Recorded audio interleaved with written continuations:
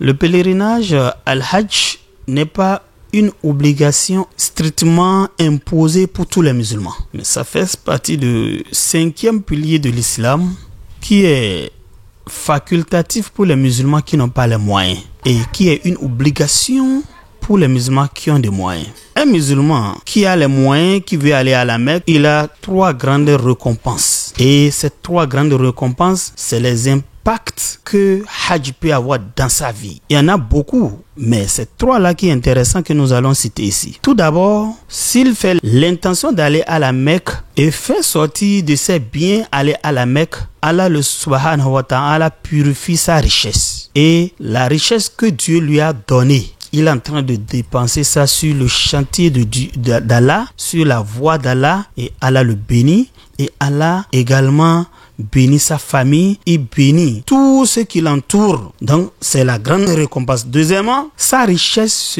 se fortifie. Ça va le bénéficier d'ici bas et à l'au-delà. Le pèlerinage qui a été accordé par Dieu, qui a été accepté par Dieu, n'a pas de récompense que le paradis. Donc, du moment où il fait l'intention, il monte dans l'avion, il descend à la Mecque, il dit labbaik Allahumma labbaik, labbaik la sharika laka labbaik, innal hamda wa ni'mata laka wal mulku la sharika la. À partir de cet instant, tous ses péchés de sa naissance jusqu'à l'instant T où il est en train de faire les rituels, les manasik, le hajj, il n'a qu'à savoir que Dieu l'a pardonné tous ses péchés-là. S'il va à la Mecque avec sa richesse et il fait les manasik, il fait les rituels que la Mecque lui impose, non seulement que Dieu lui pardonne tous ses péchés, non seulement que le paradis lui serait garanti, à travers ce même pèlerinage, Dieu pardonne à son papa, à sa maman, et côté son papa 70 personnes, côté sa maman 70 personnes, Allah va les pardonner et même multiplier les mettre au paradis. Voilà l'impact que son pèlerinage peut avoir. Troisième chose, quand il va à la Mecque, ça lui donne une puissance spirituelle. Ça lui donne une valeur spirituelle. Ça lui donne une valeur d'ici-bas et à l'au-delà. Parce que c'est dit dans le hadith du prophète sallallahu alayhi wa sallam, tous ceux qui vont aller à la Mecque et ils ont une richesse sincère, c'est-à-dire ce n'est pas la richesse que Dieu ne veut pas pour aller à la Mecque avec, c'est une richesse que Dieu a bénie, c'est une richesse à la sueur de son front. Une fois qu'il va à la Mecque, il n'a qu'à savoir, Allah subhanahu wa ta'ala le bénit par cette richesse-là, mais ce qui est très important, le prophète sallallahu alayhi wa sallam, il dit, il va se lever à l'au-delà avec les habits blancs là. Il ne sera pas parmi d'autres communautés.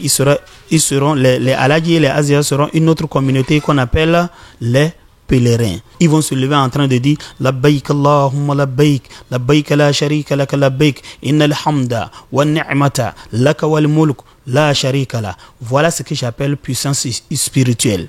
En fait, d'aller à la Mecque plusieurs fois, ce n'est pas une manque de confiance en soi, mais plutôt c'est les moyens, plutôt c'est nombre de fois, on dit nombre de fois que la Kaaba nous appelle, c'est le nombre de fois là qu'on répond qu'on peut aller à la Mecque. Ça veut dire quoi?